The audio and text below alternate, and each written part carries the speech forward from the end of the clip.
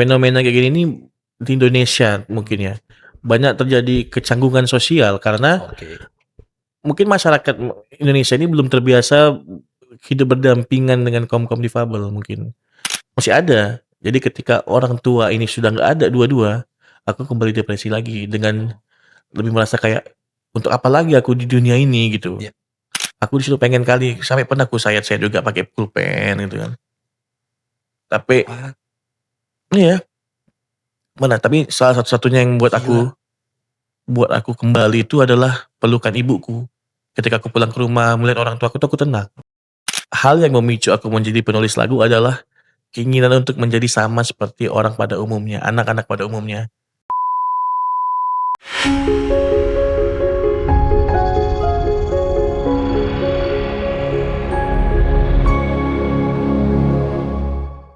Hey everyone, di sini tempatnya kalian untuk mendengarkan cerita dan bercerita. Gimana caranya?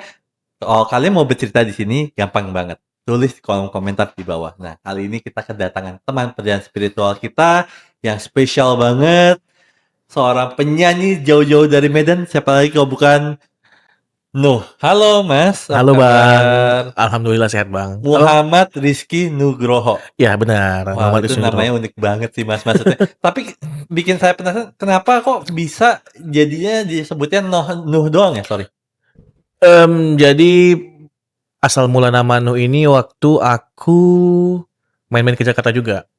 Jadi Oke. kita ketemu sama ada orang media musik, Hah? sebut saja Pop Hari ini. Hmm. Jadi kemarin lumayan deket sama abang inilah, namanya Bang Anto Arif. Hmm. Jadi kita sering sharing. eh, Bang Anto Arif ini nyaranin kalau nama Muhammad Rizky Nugroho itu kayaknya udah banyak namanya Rizky musisi gitu. Jadi kayaknya perlu ganti nama. Jadi dibantu juga lah, akhirnya dapatlah nama Nuh, diambil dari Nugrohonya. Hmm. Nugrohonya disingkat jadi Nuh lah gitu istilahnya Bang. Oke, I see, I Hmm. see, I see. Dan sekali lagi congrats ya. Kesini itu juga salah satu dalam rangka sebenarnya tanggal 3 Juli yang lalu ya Iya rilis albumnya, buat apa album ya. rilis Dan album tanggal 3 itu Juli. album perdana. Album kedua, Album kedua. iya. Oke. Wow. Pernah berpikir nggak sih? Pernah nyangka nggak sih kayak bakal akhirnya gue buat album gitu? Nggak nyangka sebenarnya Bang, karena emang kan hobi nulis lagu aja. Mhm. Dan lagu ini sebenarnya memang karena sebenarnya aku ini orang yang suka cerita, tapi kadang-kadang aku ngerasa kalau aku ngomongin ini secara langsung, secara komunikasi dengan orang itu kayaknya eh, bisa nggak bisa diterima, tergantung orangnya. Jadi kupindahkanlah apa yang pengen ku sampaikan ini di lagu, di lirik lagu, dan kebetulan dapat irama-irama yang cocok, jadi sering nulis lagu. Dan kayaknya pencapaian musisi itu pasti kan buat album kan, jadi lagu-lagu yang udah ku buat, ku jadiin album gitu sih. Wow. Wow. Izinkan saya hari ini mengenal Nuh lebih baik lagi, lebih dalam lagi. Siap. Dan saya penasaran deh, awalnya itu tinggal di Medan. Iya, sampai Eee, sekarang tinggal di Medan. Sampai sekarang. Nah, Hmm. ke Jakarta ini sempet nggak sih awal ke Jakarta itu kayak culture shock gitu? Maksudnya kayak beda banget ya sama Medan nih gitu. Pernah nggak sih ngerasain kayak gitu? Kalau pertama kali ke Jakarta sebagai orang yang liburan nggak ada culture shock ya. Oke. Cuman waktu pertama kali ke Jakarta dalam konteks profesional bekerja, memang ternyata berbeda gitu. Jadi memang pace kerjanya, disiplin kerjanya, etos kerjanya itu nggak sangat agak berbeda lah dengan Medan.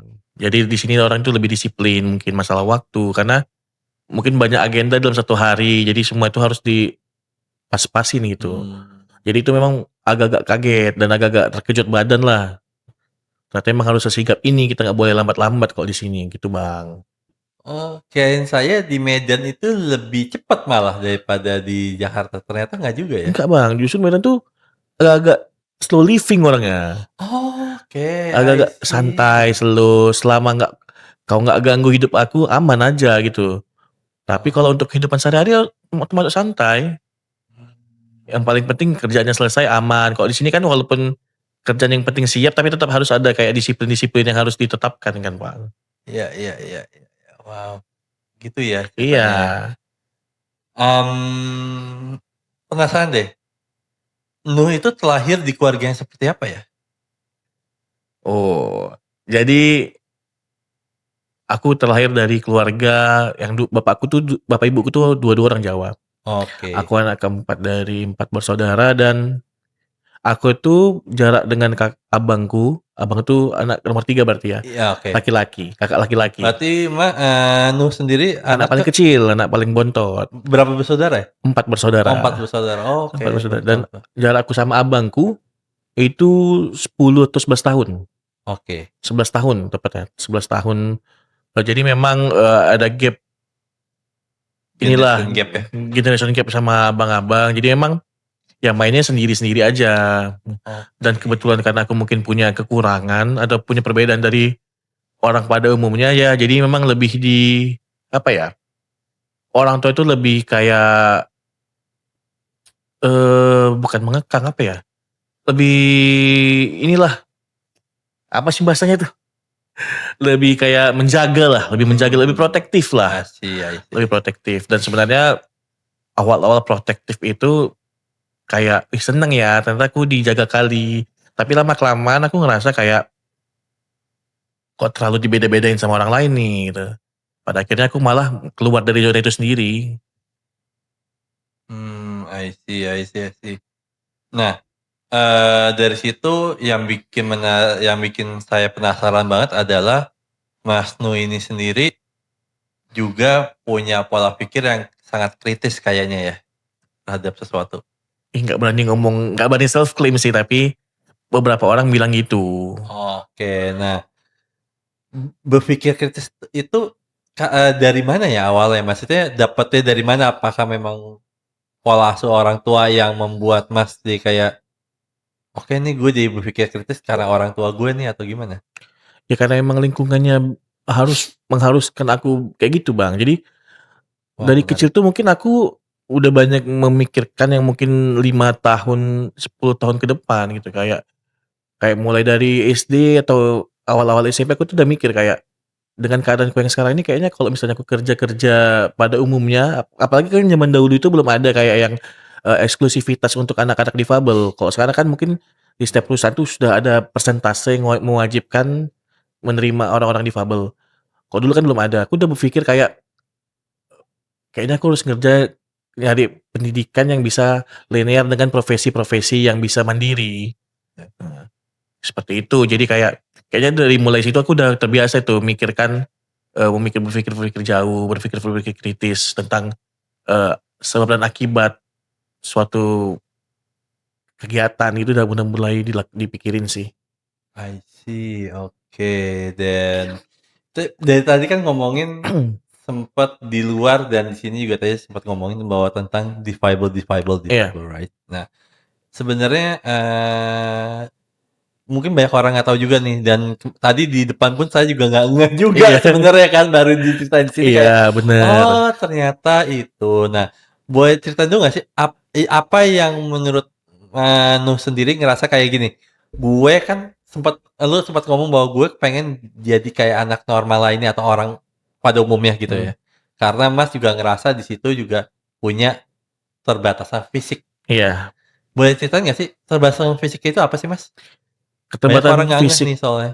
Keterbatasan fisikku itu, tangan kiriku itu, apa ya, eee, cacat dikarenakan kecelakaan waktu persalinan. Jadi aku Oke. tuh lahir lahir itu pingsan. Ini Siapa? aku Oke. lahir pingsan nggak nangis. Jadi emang itu diceritakan sama orang tuaku kan, Bang. Aku tuh lahir pingsan nggak nangis, langsung dibawa lari dulu, bukan dibawa lari sih, dipisahkan dulu sama dokternya, Mhm. sampai beberapa saat kemudian baru dikatakan memang terjadi kesalahan waktu persalinan. Ternyata memang aku tuh kan kebetulan divakum karena kegendutan. Sampai sekarang sih kegendutannya memang ya kan.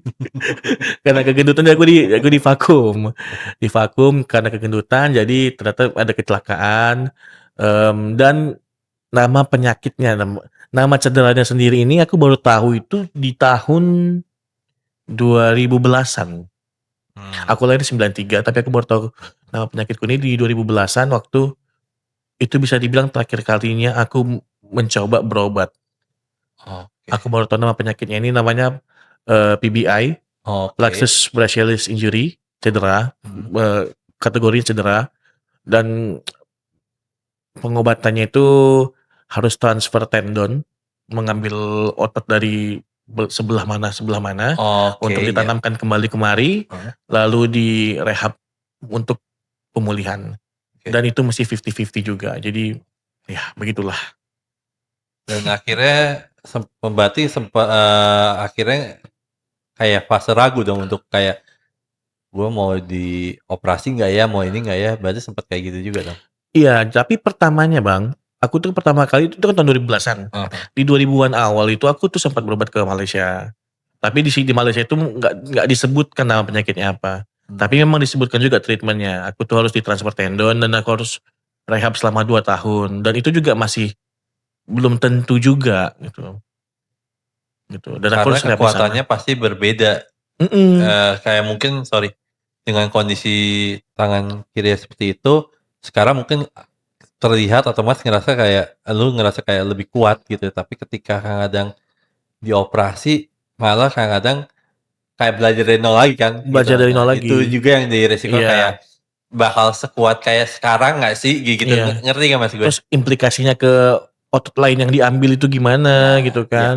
Jadi kayak mungkin waktu waktu yang di 2000 awal itu, kan pertimbangannya gara-gara harus 2 tahun di luar negeri, Mmm, 2 tahun lebih gitu. Itu pertimbangannya kenapa nggak jadi, karena aku juga harus pendidikan sekolah di Medan kan, Bang.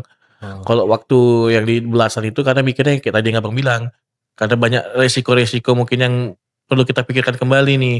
Apakah setelah operasi itu memang bakal bener-bener bisa hasilnya memuaskan gitu, atau apakah jangankan sebaliknya gitu takutnya, Oh, itu sih I yang see. paling jadi pertimbangannya. Nah, tapi dengan kondisi lu seperti ini, itu di masa kecil atau di masa remaja seperti apa ya akhirnya? Dengan kondisi fisik yang seperti ini? Sampai sekarang mungkin ya yang agak menjadi masalah, bukan masalah sih, mmm, Kendala? kendala. Karena kayak yang Abang bilang, kan looks-nya nggak terlihat seperti orang difabel. Ya, Jadi cacat nanggung lah bisa dikatakan kayak gitu. bahasanya Jadi lucu banget, cacat cacat nanggung. nanggung. Jadi orang luar tuh nggak tahu nih kalau ternyata kita ada difabel. Kita sendiri yang Iya, merasakan kita ada difabel dan heeh, mereka juga punya ekspektasi ke kita. Punya ekspektasi kayak orang pada umumnya lah bisa iya, melakukan berapa hal. Jadi kadang pada pada suatu saat itu ya memang jadi aku membiasakan diri untuk berlaku seperti anak normal jadinya. mmm, Kayak, mengangkat-ngangkat, jadi ya kayak membiasakan diri juga. Ternyata di situlah aku dapat, ternyata memang, mmm, anak difabel tuh juga nggak boleh dimanja-manjain banget gitu. mmm, Karena mereka tuh bisa juga, mereka tuh bukan orang bodoh, mereka tuh tahu kapasitas mereka gitu. Jadi kalau apa, jangan terlalu dibantu juga, biarkan mereka, bisa melakukan fight sendiri juga, sebisanya iya, sebisanya dulu gitu, karena mereka tahu kapasitas mereka kok gitu. Di mmm. situlah jadinya aku belajar juga, Bang. Terkadang kita itu sering salah banget untuk mengasihani orang. Iya, Berempati sama ngasihani berbeda, karena kalau bener. kasihan itu kalau buat gue, akhirnya gue ngerasa kasihan itu rasa sombong yang secara halus. Karena kalau lu ngerasa kasihan sama seorang, berarti lu ngerasa lu lebih baik daripada orang itu. Yes, bener, Sedangkan kalau kita lihat, kalau kita pakai mikroskop gitu ya, setiap manusia gitu ya, nggak ada yang lebih baik, semua iya, itu sama gitu maksudnya. punya kelebihan Lebih baik itu masing-masing, hah? punya kelebihannya masing-masing juga, Kelebihan iya, tapi juga maksudnya tidak ada yang lebih baik, "Oh, dia lebih baik daripada gua," atau mhm, gue lebih baik daripada dia. Nggak juga, karena sebenarnya semua sama aja. Kalau gue iya, lihat akhirnya kayak, ya nggak ada yang lebih baik gitu maksudnya. Ya mhm. semua, ya kalau dilihat kayak netral aja gitu maksudnya, gitu. Nah, Dan mungkin ini juga Bang, karena kalau aku ngelihatnya ya, heeh, fenomena kayak gini nih di Indonesia mungkin mmm, ya, banyak terjadi kecanggungan sosial karena oke. mungkin masyarakat Indonesia ini belum terbiasa hidup berdampingan dengan kaum-kaum difabel mungkin.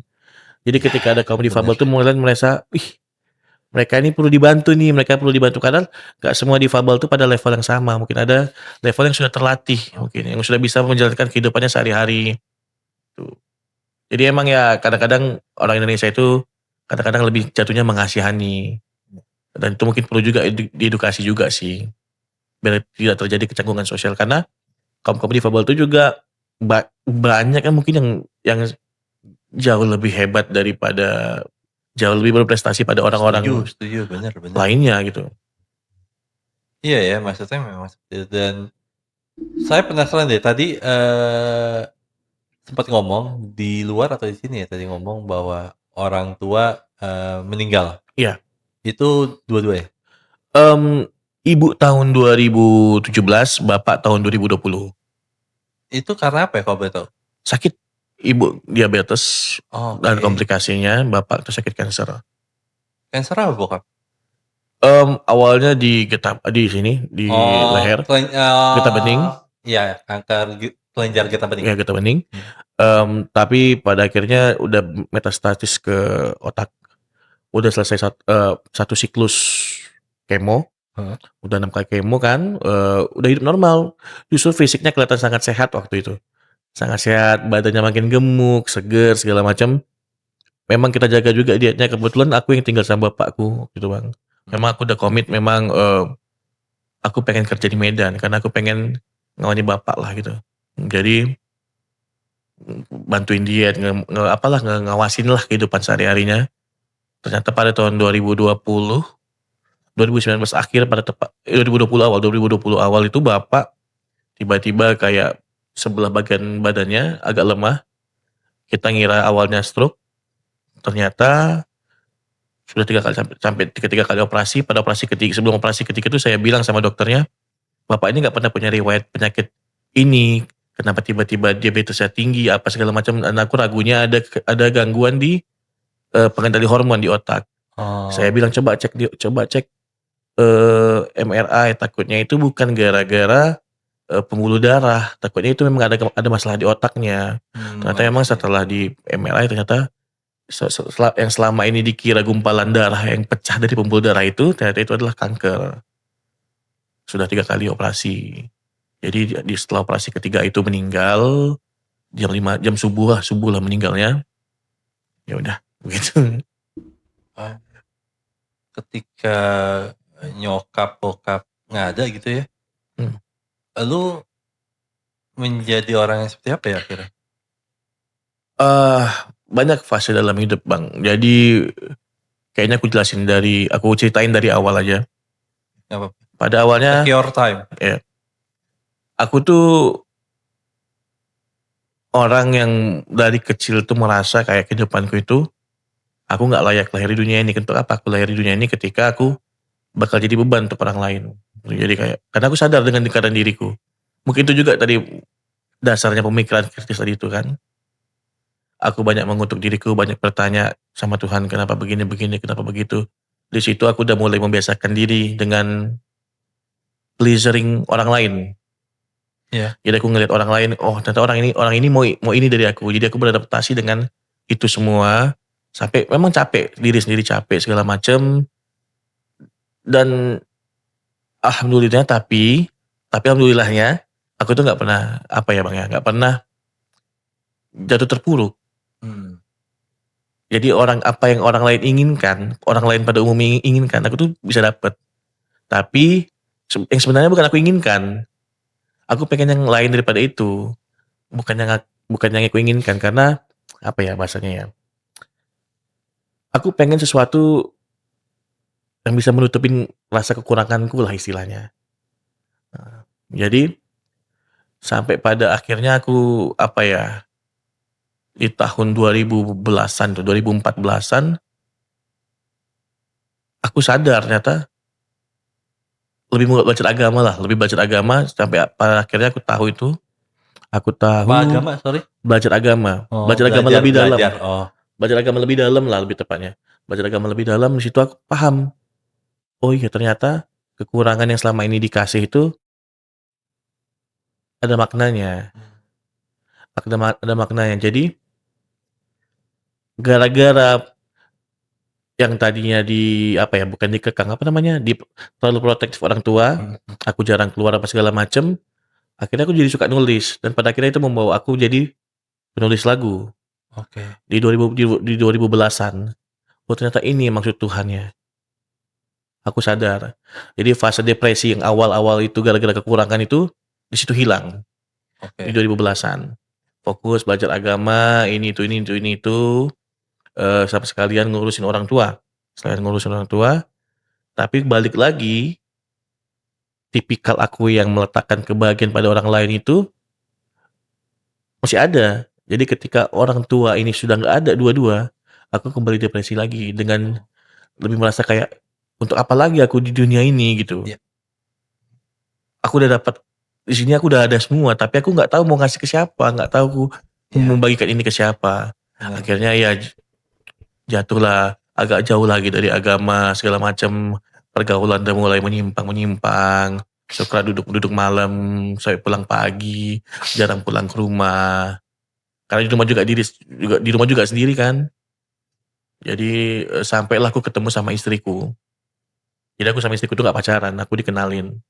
Mmm. 3 atau 4 kali jumpa aku ingat aku bilang ke dia langsung, "Kalau misalnya tahun ini, akhir tahun ini atau awal tahun depan kita nikah kayak mana?"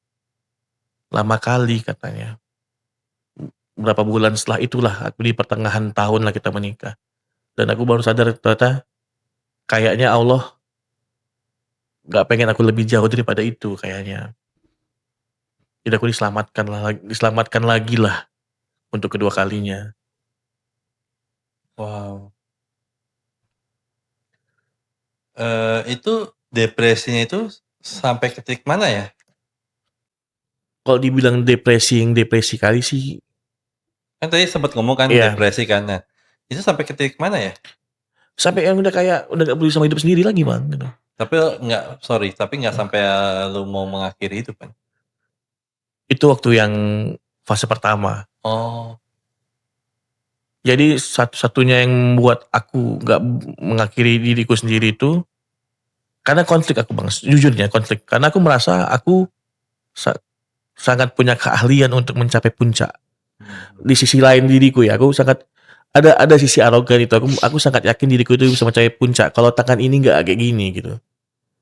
Jadi di situ konfliknya, aku cuman gara-gara tangan ini aku gagal gitu. Kayak aku bilang tadi, aku selalu bisa mendapatkan apa yang mungkin orang lain bisa yang pengen-pengen gitu.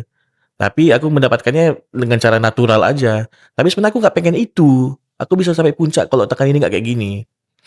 Aku di situ pengen kali, sampai pernah aku sayat-sayat juga pakai pulpen gitu kan. Tapi Wah, iya, benar, tapi salah satu-satunya yang gila. buat aku kembali itu adalah pelukan ibuku. Ketika aku pulang ke rumah melihat orang tuaku tuh aku tenang. Itulah tadi mungkin aku mensurpres perasaan tadi itu dengan aku pengen orang tuaku nggak kepikiran sama aku kayak gitu. Oh. Kalau untuk yang fase kedua depresinya itu lebih kayak aku nggak peduli sama hidupku. Ya hari ini hancur, hancur, kalau besok hancur ya udah gini aja. Aku ngerasa udah gak punya tanggung jawab lagi sama diriku, udah. Aku bisa kayak jam 1:30 pagi berhenti di pinggir jalan cuma untuk ngerokok, berhenti 1 jam di pinggir jalan, pulang lagi, langsung pergi lagi gitu. Pergi keliling-keliling kota, habis itu langsung masuk kantor, numpang mandi di kantor langsung masuk gitu. Itu udah pernah aku alamin, Bang. Wah, sampai segitu parahnya banget ya? Ya karena memang pemikiranku tuh udah agak-agak gitu. Nah, akhirnya, masuk ke dunia musik, itu karena memang awalnya masuk ke musik membuat lagu terutama khususnya itu Iya. memang karena elu seneng membuat lagu atau memang elu ngerasa kayak, "Di sini kayak tempat gue untuk bisa mencurahkan perasaan gue ya?" Nah, jadi kan kayak tadi aku bilang, aku pengen mencurahkan sebenarnya aku orang yang suka bercerita, tapi kan aku nggak bisa menceritakannya, karena mungkin takut orang lain nggak bisa menerima apa yang kuceritakan, Iya, heeh. aku kan menulis. Aku awalnya ngeblog, aku punya blog, di Blogspot. Mmm, hal yang memicu aku menjadi penulis lagu adalah keinginan untuk menjadi sama seperti orang pada umumnya, anak-anak pada umumnya. Karena anak-anak pada zaman itu yang paling trendy itu pasti anak-anak band atau Iya, pemain olahraga. iya. Ya, bayangkan Bang, aku pernah belajar basket Bang. Oh. Pernah belajar basket, aku belajar renang. Walaupun sekarang aku masih berenang, tapi ke kiri terus. Oh. Karena cuma tangan kanan yang dayung ya kan. Iya, iya, iya, iya. Jadi ke kiri terus. Jadi aku segitu nge-push diriku kali gitu. Karena aku juga pernah sampai ikut, apa ya, adalah salah satu psikolog yang bilang sama aku, "Jangan terlalu kejam sama dirimu sendiri," gitu. Iya, Karena aku bener. sangat nge-push diriku sekali Bang, gitu. Aku merasa aku tertinggal dari orang-orang lain gitu. Padahal mungkin orang lain nggak ngira kayak gitu, tapi itulah mungkin yang terbutakan dari diriku waktu itu Bang. Dan akhirnya, membuat banyak karya awalnya kan Iya, buat nulis banyak lagu dan iya. sebagainya. Nah Dimulai dari rasa iri lu tuh Bang. hah? Dimulai dari rasa iri dengan anak-anak pada umumnya. Iya, Aku nge-push diriku untuk kayaknya aku iya, harus bisa buat lagu nih. iya, iya. Yang mana pada akhirnya aku juga jadi stres lagi Bang. Oh, oke. Aku bisa buat lagu, aku bisa buat irama pakai vokalku, aku bisa buat bernyanyinya, aku bisa buat lirik-lirik yang mungkin bagus, tapi ternyata aku nggak bisa main gitar, nggak bisa main alat musik.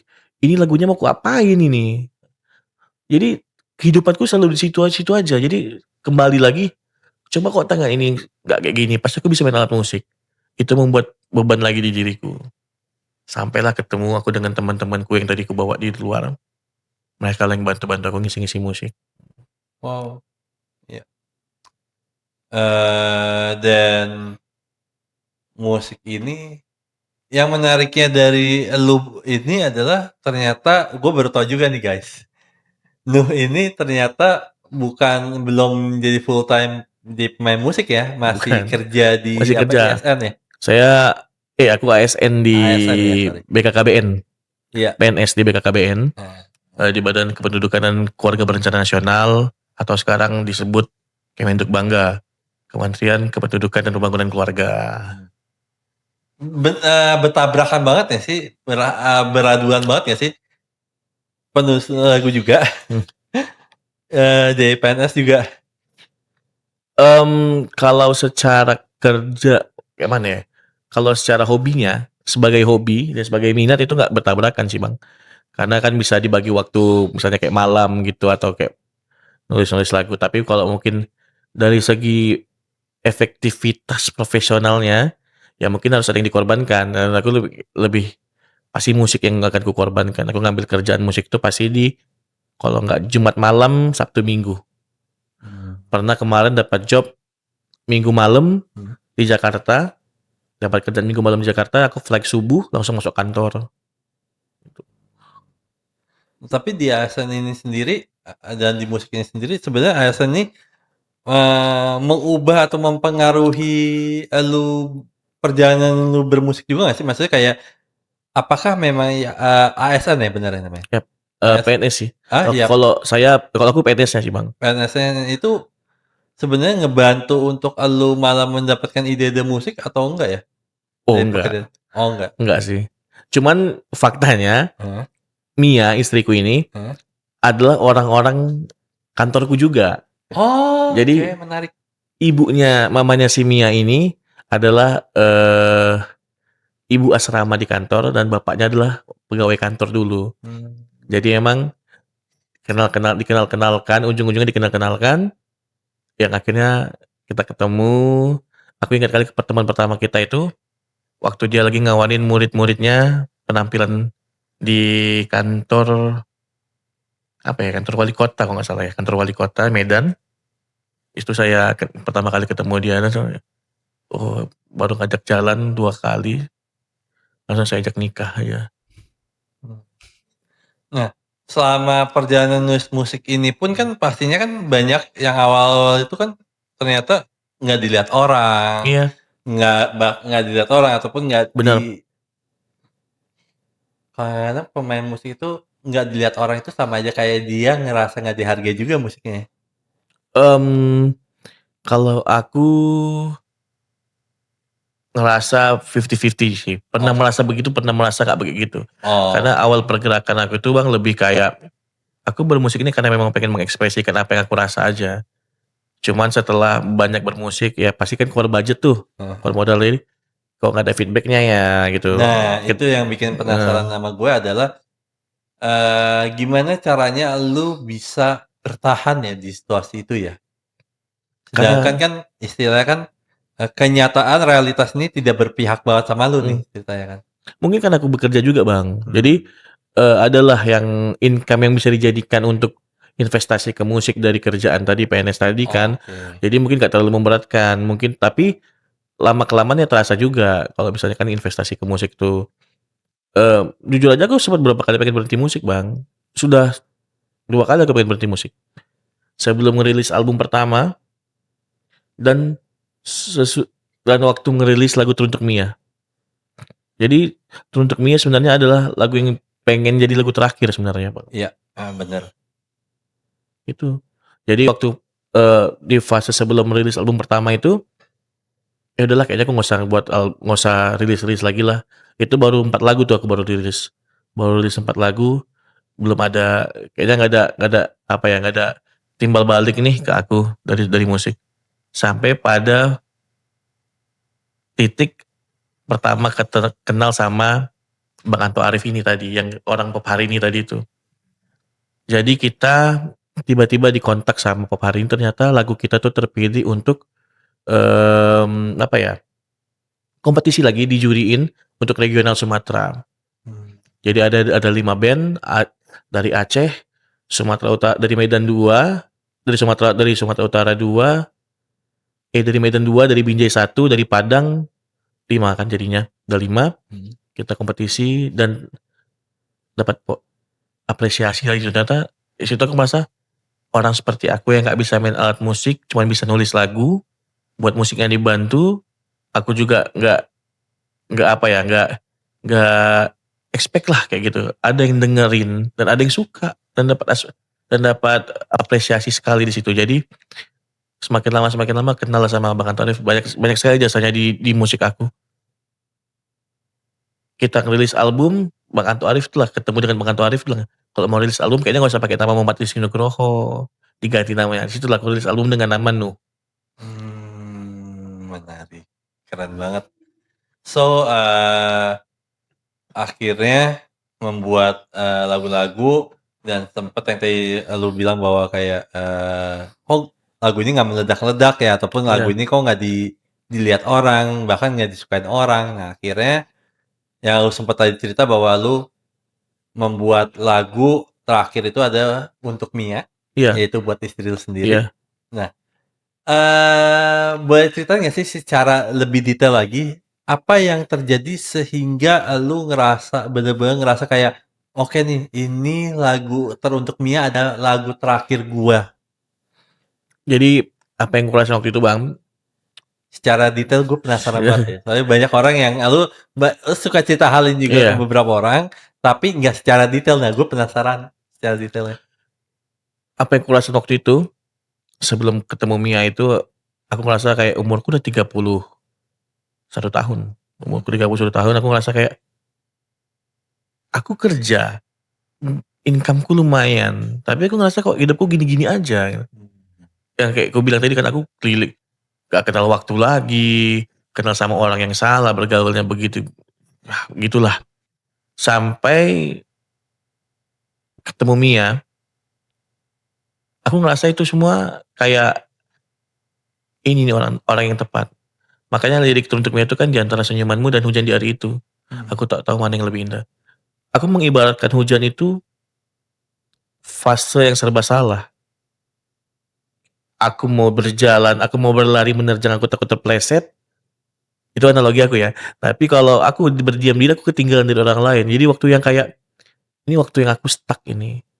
Tapi ternyata waktu yang stuck itu ketika dilewati dan dibersamai dengan orang lain yang cocok, yang pas, yang bisa menerima kita apa adanya, ternyata sangat indah gitu.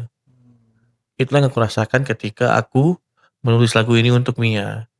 Dan dari situ aku betul-betul kayak, karena juga waktu itu musikku belum ini Bang ya, belum belum works lah ya. Iya. Jadi, udah kayaknya aku memang full kerja aja, full kerja, karena kebetulan waktu itu kan Bang aku juga udah tergambar tuh, kehidupan aku setelah sama Mia itu bakal ngapain.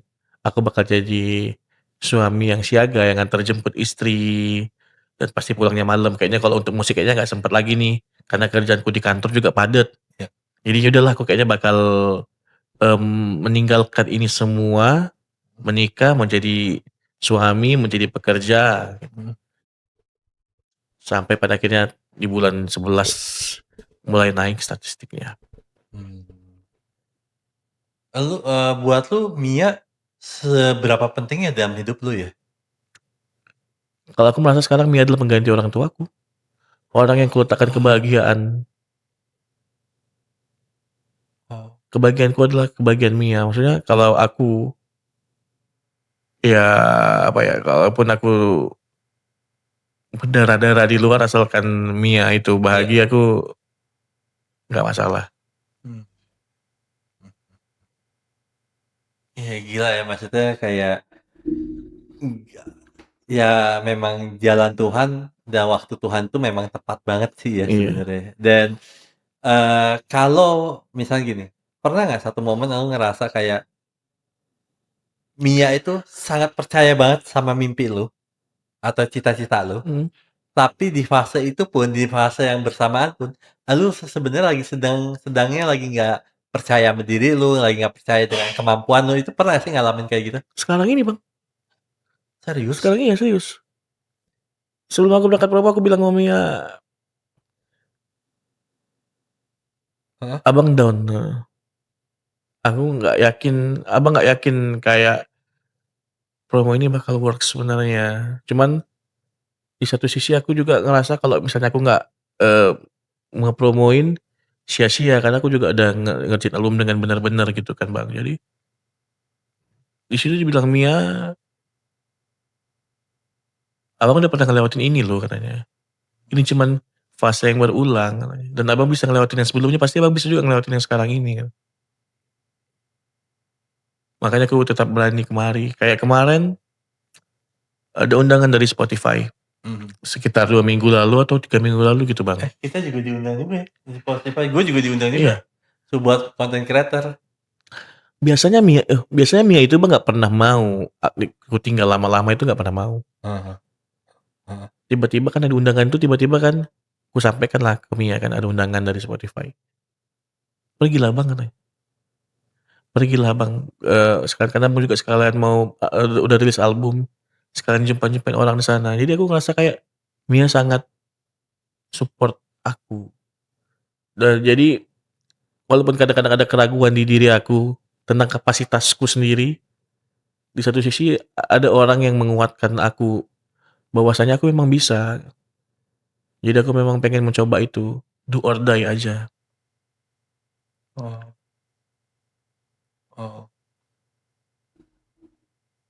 Mia berarti berjasa banget buat hidup lu banget ya. Iya Bang.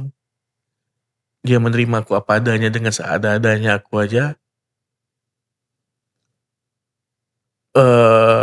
Sesuatu yang sangat aku syukurin Bang.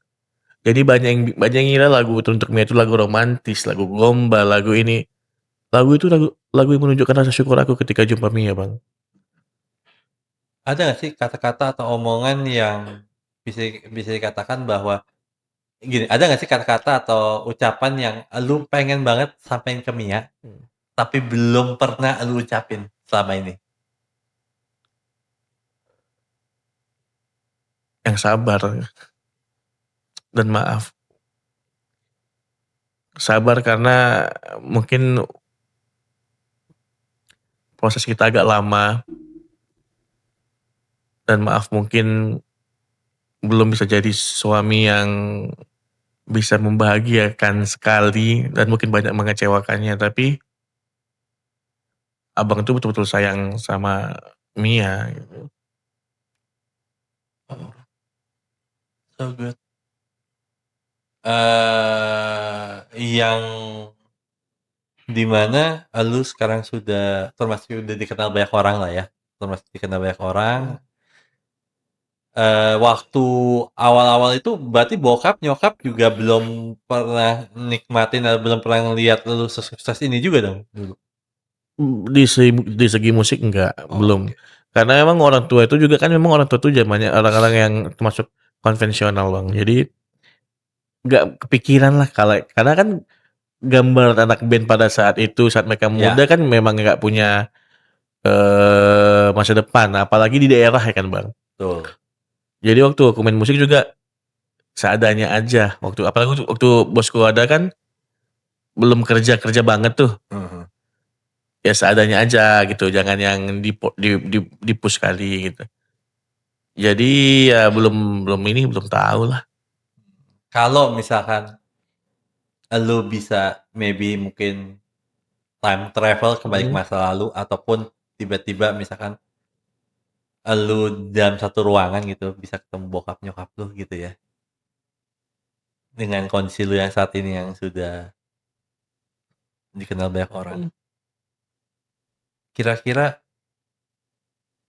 apa sih yang lu harapin dari omongan bokap nyokap ke lu saat ini?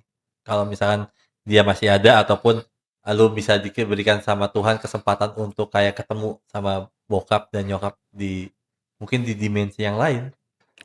Mungkin aku lebih ngambil ke lingkup yang lebih luas ya mungkin, Bang. Hmm. Mungkin bukan dari segi musiknya, tapi dari perjalanan hidup aku. Hmm. Kalau misalnya ada orang tuaku di sini yang pengen aku sampaikan mungkin maaf. Mungkin yang pengen kudengar dan ini pasti akan kudengar sih. Orang tuaku pasti akan juga bilang nggak apa-apa. Namanya emang kehidupan seperti itu. Karena emang orang tuaku emang sesantai itu juga, Bang. Tapi aku kadang-kadang masih merasa bersalah dengan semua fase hidup yang kulewati setelah kedua orang tuaku itu nggak ada, itu banyak banyak yang kulewatin. Ya aku merasa bersalah sampai pada tahap aku itu malu untuk berziarah. Oh, Aku malu untuk berziarah karena aku di tahap itu karena anakmu yang dulu mungkin kau bangga-banggakan ini, anakmu mungkin yang dulu, eee, dianggap yang paling ngerti agama, yang pernah sering ditanyain agama juga sama bapak ibu, ternyata nggak gitu, justru berkebalikannya mungkin. Aku mungkin ya mungkin bener, pengetahuan itu nggak selalu berbanding lurus dengan perilaku. heeh. Itulah yang terjadi padaku waktu fase kedua aku jatuh. Pengetahuan tidak berbanding lurus dengan kesadaran kalau gue Eee, bilang. Karena lu tahu banyak hal, tapi belum tentu lu sadar sih sebenarnya. Ngerti nggak sih maksud gue?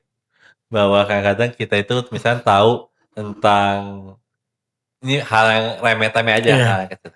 Nyolong itu dosa gitu mmm, ya. Lu tahu, tapi lu belum tentu sadar. Karena kalau tahu doang, ya udah lu tahu gitu. Tapi kalau sadar itu kan lu akan tidak melakukannya. Ngerti nggak maksud gue? mhm. Nah, kalau tahu doang kan bisa jadi lu masih bisa ngelakuin, tapi belum tentu sadar gitu. Itu sih. Kalau aku memang berbanding terbalik dengan perilaku, Bang. Karena aku sadar itu aku nggak boleh kulakukan. Aku sadar dengan semua kesalahan-kesalahan aku itu, tapi karena yang aku bilang aku sudah nggak menganggap hidupku worth lagi, jadi kayak hancur-hancur lah. Iya, iya. Jadi ya itulah memang mungkin sisi yang mungkin orang belum tahu dari aku. Tapi beberapa teman-teman dekat lah yang tahu palingan. Seandainya kalau misalnya lagu Teruntuk Mia itu tidak jadi dibuat misalkan, Mhm. bukan tidak terkenal ya, bukan diminati banyak orang, tapi tidak dibuat. Kira-kira lu sekarang jadi orang yang seperti apa ya? Atau lu ngelakuin apa ya saat ini? Pegawai kantoran biasa, Mmm. pegawai kantoran biasa 9 to 5. Tapi kalau PNS jam 7:30 ya, 7:30 sampai jam 4:30. Ya kerja biasa aja, nganter jemput istri, rutinitas sehari-hari, gitu aja, rutinitas harian aja Bang paling. Karena aku tipe orang yang cukup template, aku udah tahu tuh hari-hari, seminggu ke depan mau ngapain, tuh udah tahu. Kalaupun nggak ada musik aku pasti udah tahu kegiatanku ngapain. Cuman mungkin musik lebih membuat kehidupanku lebih berwarna aja.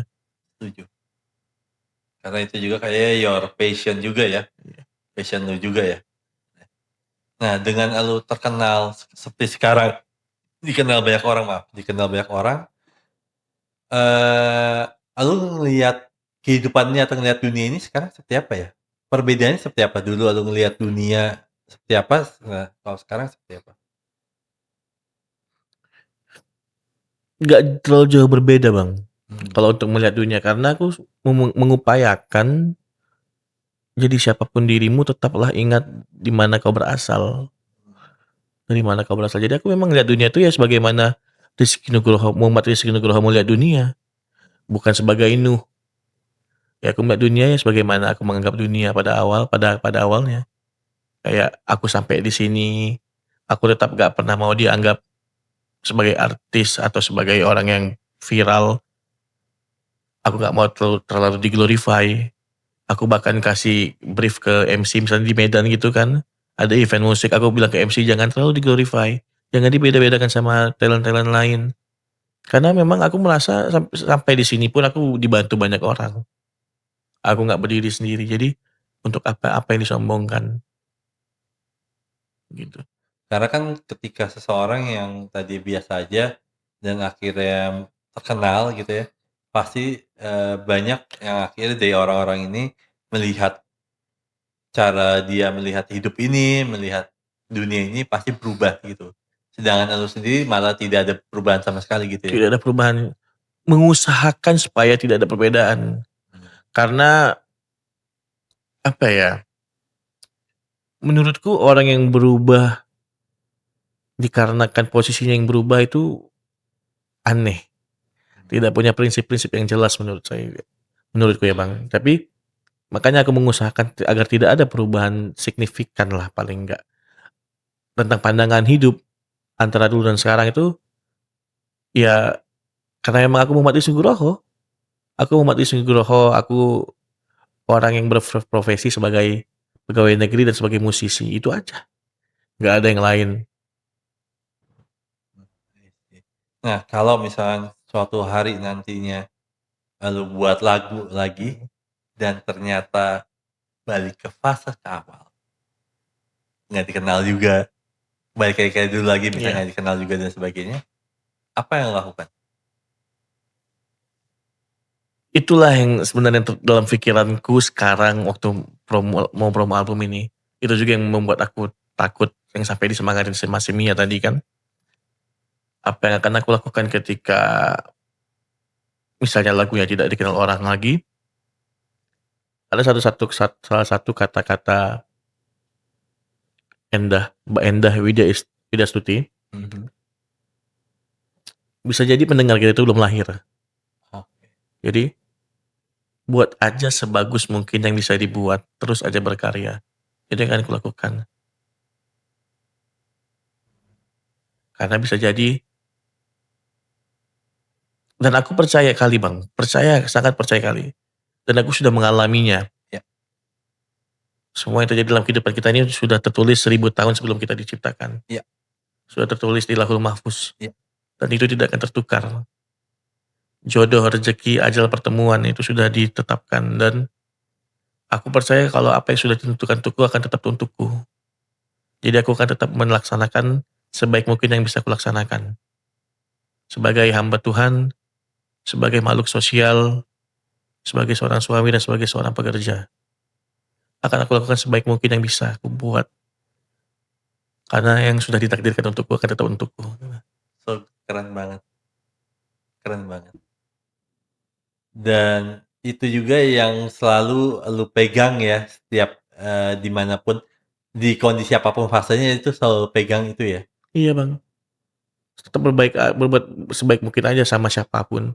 Sebagai makhluk sosial aku bergaul sama siapapun, sama yang di bawahku, sama yang di atasku. Sebagai pekerja, aku juga kalau misalnya ada kekurangan aku minta feedback sama atasanku, apa yang kekuranganku, apa yang bisa aku perbaiki, apa yang bisa aku kerjakan. Sebagai musisi juga aku juga sering diskusi sama yang lebih senior. Kalau misalnya punya junior aku juga ngasih, panduan juga ke mereka. Ya begitulah, yang penting dilakukan dengan niat baik aja.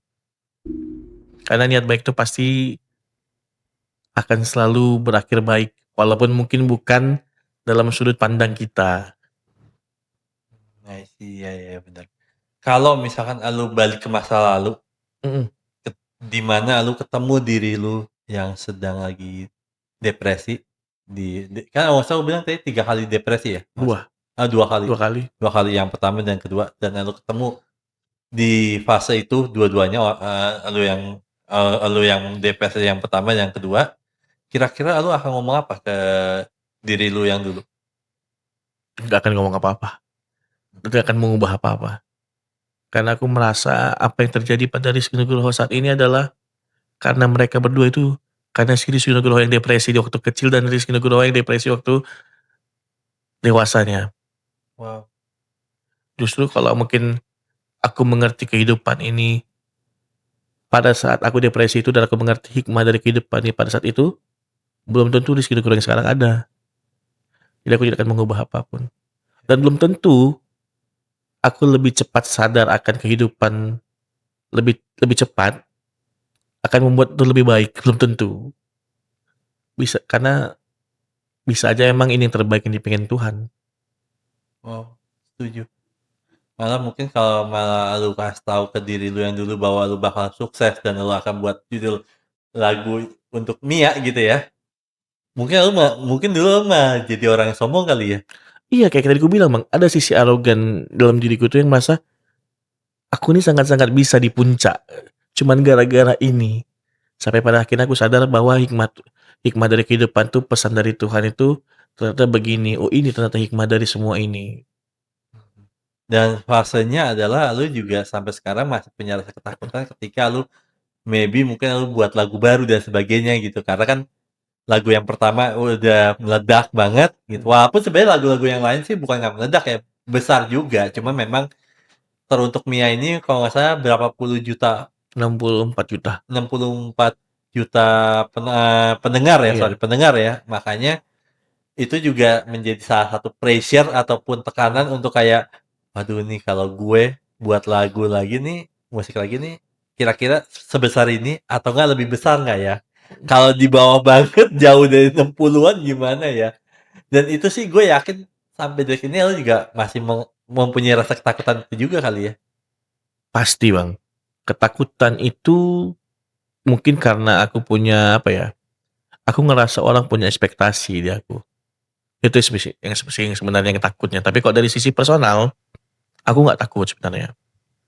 Karena kayak tadi aku bilang, rezeki nggak akan tukar. Aku buat yang terbaik aja sebagai sebagai penulis lagu, aku kan tetap buat karya-karya yang bisa kubuat. Tapi yang mungkin yang aku takutkan itu ekspektasi orang lain. Ah, cuman bisa buat satu lagu, one hit wonder cuman ya nih. Ah, itu yang aku takutkan emang. Pandangan orang. Masih ada sih rasa takut untuk itu.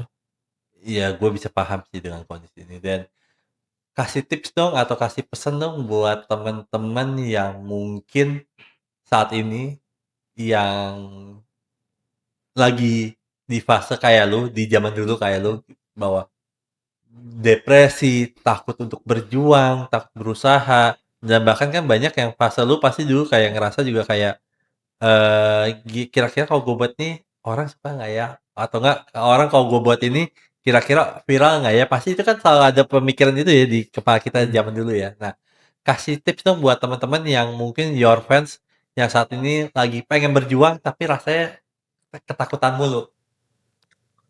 2, Bang. Pastikan semua itu diawali dengan niat baik, karena setiap niat baik itu pasti berakhir baik. Walaupun bukan untuk dirimu, tapi pasti baik di mata Tuhan, yang pertama. Yang kedua, berprasangka baiklah pada Tuhan, karena Tuhan sebagaimana prasangka hambanya. Oh, one day gitu ya, elu sudah pensiun nanti, itu jadi PNS, Mhm. entah itu jadi orang pemusik gitu ya, eee, ataupun elu misal one day elu meninggal nanti gitu ya, elu kepengennya itu dikenal sebagai apa dan dikenang seperti apa? Sebagai Muhammad Rizky Nugroho, Mhm. orang yang apa adanya, pengen dikenal sebagai itu aja. Nggak nggak ada kepikiran kayak pengen dikenal sebagai Nuh, pengen dikenal sebagai musisi yang viral, atau bahkan membayangkan saat aku meninggal banyak papan bunga. Enggak, aku pengen kematian yang tidak memberatkan orang lain dan dikenal sebagai orang yang seada-adanya aja. Wow, so good. Dan Ini yang bikin gue penasaran deh dari tadi lu ngomong, lu juga dikenal lu juga bilang lu ada Rizky Nugroho, lu juga dibilang juga tadi seorang Nuh juga. Nah, kalau secara personal lu sendiri ya, Mhm. lebih nyaman mana? Menjadi Nuh atau dari Rizky Nugroho itu sendiri?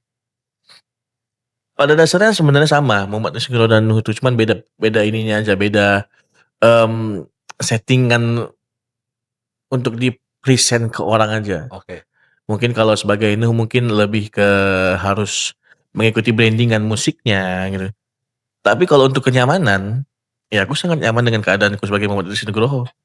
Aku bisa ngobrol kayak gini lepas.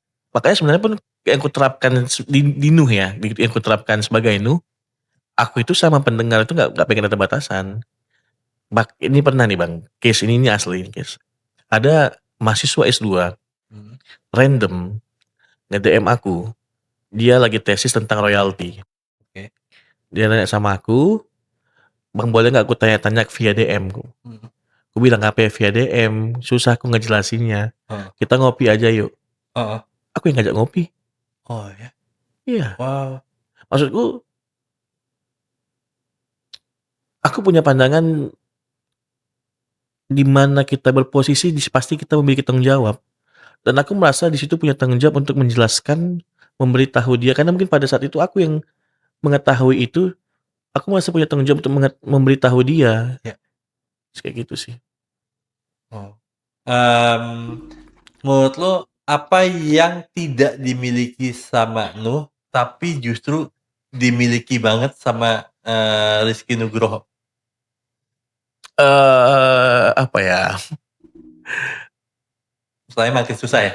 enggak susah, tapi ini sudah mulai kuterapkan di Nuh. Mungkin waktu Nuh pertama kali itu, banyak yang ngebentuk aku harus begini harus begini harus begini. Tapi aku sekarang lebih pengen, Nuh dan Muhammad itu sama aja gitu. Aku pengen seada-adanya aja gitu. Ya memperlakukan orang seada-adanya, aku nggak pengen kayak pernah satu event ada yang kayak, apa ya, pengawalnya gitu, bilang, "Bang nggak usah pakai pengawal lah," gitu. "Kita juga sama-sama manusia kok, sama-sama orang, Mhm. santai aja," gitu. Jadi aku memang pengen yang seada-adanya aja Bang, gitu. Mungkin Muhammad Nugroho itu lebih seada-adanya aja, lebih santai aja. Mhm. Dan sekarang lagi sangat-sangat kuterapkan di Nuh. Aku pengen lebih lebih santai daripada sebelumnya, lebih enjoy daripada sebelumnya. Oh. Nuh, sekali lagi thanks for coming ya, lu udah mau datang ke sini, Iya udah aku mau loh Bang, makasih ngobrol, kali. dan gue ngerasa bahwa gini loh, akhirnya gue ngerasa bahwa memang ya, maksudnya,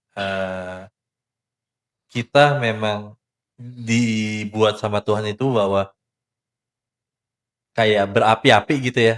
Kita punya cita ini dan sebagainya, punya pengen ini, pengen itu, pengen ini, pengen itu, tapi Tuhan malah membuat realitasnya berbeda. Mhm, Tapi justru ketika realitasnya berbeda juga Tuhan juga memberikan berkat ataupun sesuatu hal yang besar banget buat kita gitu. Contohnya kayak iya, kalau gue boleh ngomong ya, sorry to say, misalnya lu mempunyai kebatasan fisik seperti ini. mhm, Tapi malah Tuhan memberikan jalan yang lain juga, bahwa lu diberikan suara yang bagus, lu diberikan exposure yang luar biasa buat orang bisa dengerin lu, orang bisa memperhatikan lu, dan itu menurut gue sih sebuah keadilan Tuhan yang diberikan kepada manusia ya, yang itu iya. yang gue dapet sih akhirnya. Dan nyatanya Bang, hal yang paling membuat aku tercengang dengan Heeh, kebijaksanaan Tuhan lah kita katakan.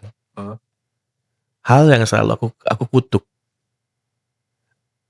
musikku nggak didengar gara-gara aku nggak bisa main musik, aku nggak berani main musik di depan panggung karena aku nggak bisa main alat musik. Dibantah Tuhan langsung sekarang. mhm.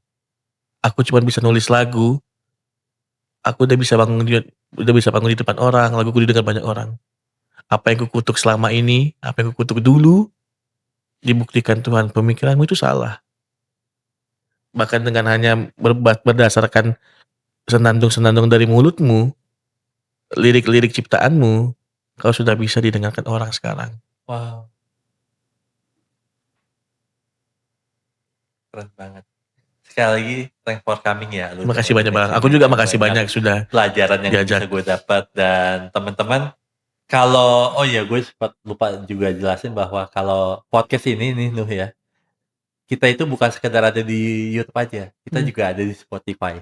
Oh iya. Jadi di Spotify ini kan, kalau YouTube ini kan agak ribetnya adalah mau dengerin audio dan video itu kan di tempat yang terpisah. Nah, Iya, tapi kalau di Spotify ini kan bahwa yang menariknya itu adalah lu mau dengerin di secara audio ataupun secara videonya pun di bisa. satu tempat yang sama. Dan gue percaya banget ketika podcast ini bisa masuk ke Spotify ini pun juga berkat dari Tuhan. Dan gue justru ingin banget kenapa podcast ini gue taruh di Spotify selain gue diundang juga waktu itu, karena gue ngerasa bahwa gue pengen bisa lebih membuat banyak orang lebih terinspirasi dan lebih banyak orang yang banyak bersyukur dan sebagainya. Seperti itu sih Nuh sebenarnya. Dan teman-teman, inilah autobiografi Nuh. Sampai ketemu minggu depan. See you next time. Bye bye. See you.